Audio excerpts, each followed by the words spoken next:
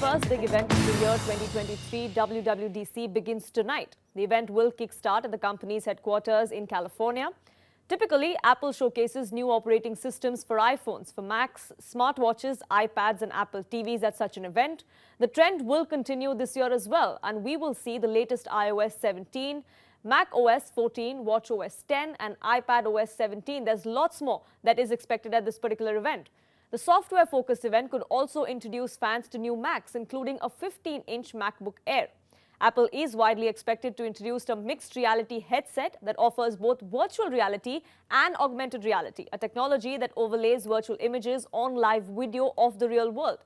The highly anticipated release of an AR/VR headset would be the biggest hardware product launch from Apple since the debut of Apple Watch in 2015. AR/MR headset is expected to be revealed at the event. Apple has notably also invited multiple industry experts, and Bloomberg's Mark Gurman notes that this event will be as big of an event as the original iPhone unveiling was, and this may even affect CEO Tim Cook's legacy. Apple will also reveal several new Macs at the event, but it is not clear if the new Macs will be powered by the third generation Apple Silicon M3 chipsets or whether it will stick to the M2 chipsets, which may include the M2 Ultra as well. And of course, being a software first event, Apple will reveal more details about iOS 17, iPadOS 17 as well as the new macOS 14. iOS 17 was earlier speculated to be just an incremental update, but now the new mobile OS is expected to feature a redesigned control center as well as a new journaling app. iPadOS 17 on the other end will include new health features as well as it will feature the Apple Health app for the first time ever. As for the macOS 14, not a lot is known about the software and more should be clear at the event itself. Considering the myriad hardware as well as software announcements expected at the event and Apple expected to deep dive into mixed reality, the keynote is expected to be on the longer end, and Mark Gurman claims that it might actually be the longest Apple WWDC keynote ever. Debashish Sarkar, my colleague, joins us to get us more details. Debashish, at 10:30 p.m. India time is perhaps when we're expecting that event to begin. But is life going to change for Apple fans and users? And if yes, then how are we expecting that to happen?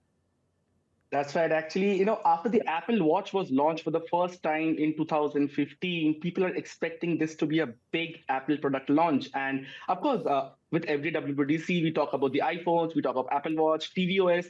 But the big news this time for gadget freaks and Apple fans is the Apple VR headset or the XR headset. Now, people are saying that can be a game changer. Sony has tried, Oculus has tried, with the HTC has tried with the entire VR perspective, but no one can actually got any head start in that sense. And Apple is expected to change the game with the XR headset. Now, why XR? XR is both augmented reality as well as virtual reality. Just for clarity, virtual reality is something you see entirely in a cartoonish form, like everybody has an avatar, but augmented reality is something you can place virtual objects in your real life. Like, for example, the easiest way of trying out augmented reality is you open the Google app on your mobile phone, search for any animal, for example, dog or something, and you can just place that virtual dog in your bedroom, in your living room, wherever you want to. So Apple is going to bring this. The huge technology leap for Apple will be this XR headset. Lots of rumors around it. We still don't know whether this device will actually be launched this year or not.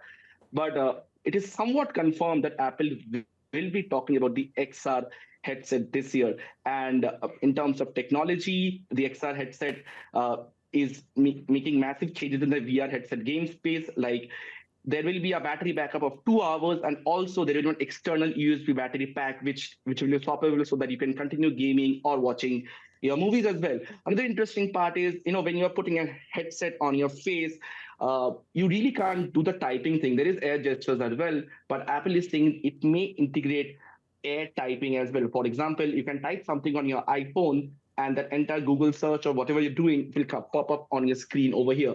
Then talking about screen, there will be two micro LED 4K displays from Sony with a great pixel per inch PPI. That is the basic parameter for uh, judging the quality of a display of 4,000 pixels per inch, which is a big leap in terms of technology, and brightness of 5,000 nits. Now, these are numbers which might sound technical, but these are numbers that no company has been able to achieve till now. So the biggest highlight, of course, there will be the iPhone. Of course, there will be the iPad, macOS. There will be new Mac launches as well. But we all are gluing to our screens at 10:30 p.m. to know more about the XR headset and the XR OS. Like the next leap for Apple would be, you leave your iPhone at your home and you can control your entire Apple ecosystem devices right from your face, like a glass like this. It will look like a VR, like any other regular VR headset, but you can do a lot with that.